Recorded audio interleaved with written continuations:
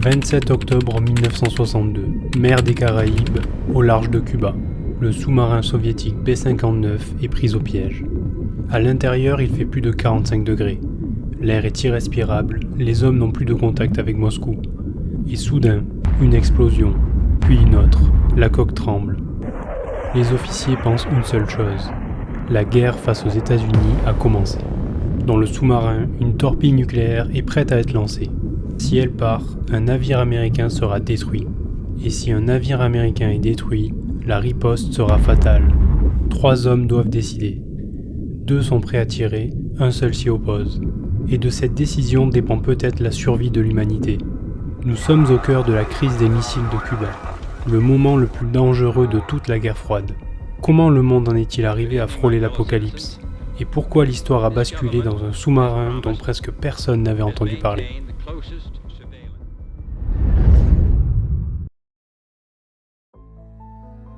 Après la défaite de l'Allemagne nazie en 1945, le monde se retrouve rapidement divisé en 2 blocs, l'Est et l'Ouest, 2 visions du monde, 2 idéologies radicalement opposées.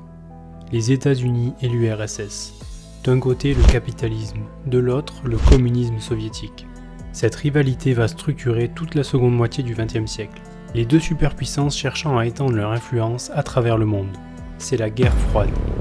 Ce n'est pas une guerre directe, mais c'est une tension permanente. Une course aux armements, course à l'espace, espionnage, propagande, conflit indirect en Corée, au Vietnam. Mais surtout, l'arme nucléaire. En 1945, seuls les États-Unis possèdent la bombe. En 1949, l'URSS la teste à son tour. Puis arrive la bombe H, beaucoup plus puissante. À ce moment-là, une nouvelle logique s'installe. Si l'un des 2 camps décide d'attaquer, ce sera la destruction assurée. Le monde ne se remettra pas d'une guerre nucléaire entre ces 2 superpuissances. La paix ne repose alors plus sur la confiance, elle repose sur la peur. Au début des années 60, l'équilibre est fragile. Les États-Unis ont plus d'armes nucléaires que l'URSS. Plus de missiles intercontinentaux, plus de bombardiers. Le dirigeant soviétique Nikita Khrouchtchev cherche alors un moyen de rééquilibrer. Et une opportunité apparaît. En 1959, Fidel Castro prend le pouvoir à Cuba. Il se rapproche de Moscou. Cuba n'est qu'à 150 km de la Floride. Pour Khrouchtchev, l'idée est simple. Si les Américains ont des missiles en Turquie, pourquoi les Soviétiques n'en auraient pas à Cuba ?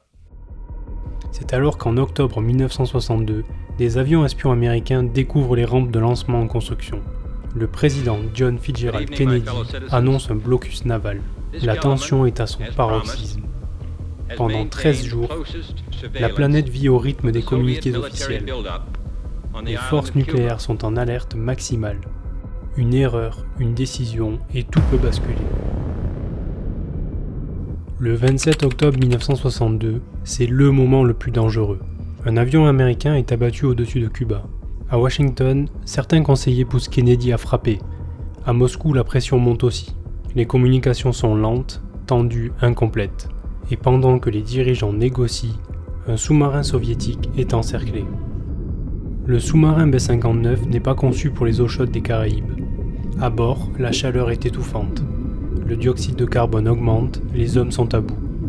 L'équipage a perdu tout contact avec Moscou depuis plusieurs jours. Ils ne savent pas ce qui se passe à la surface. La marine américaine les a détectés. Pour les obliger à remonter, elle lance des grenades sous-marines d'entraînement.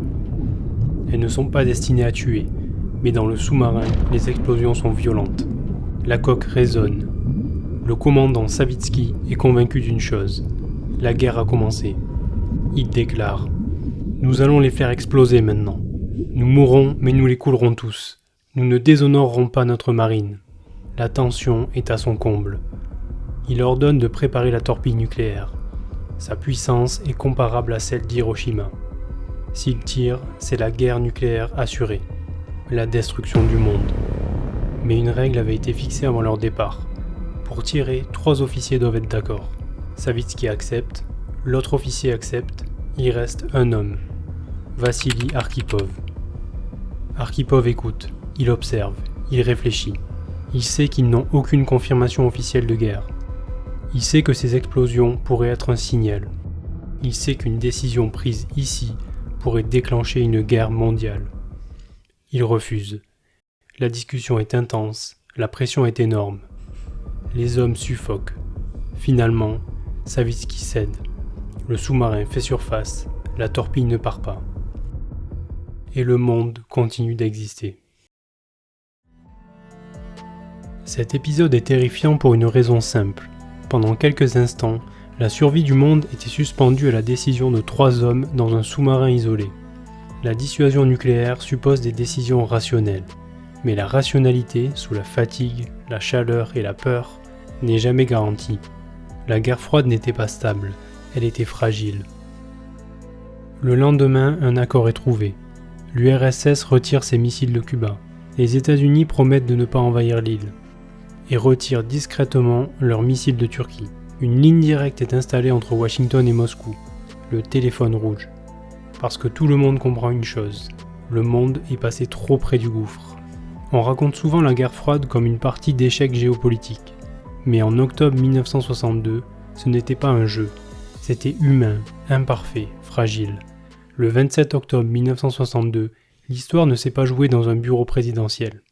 Elle s'est jouée dans un sous-marin, dans la chaleur, dans l'incertitude.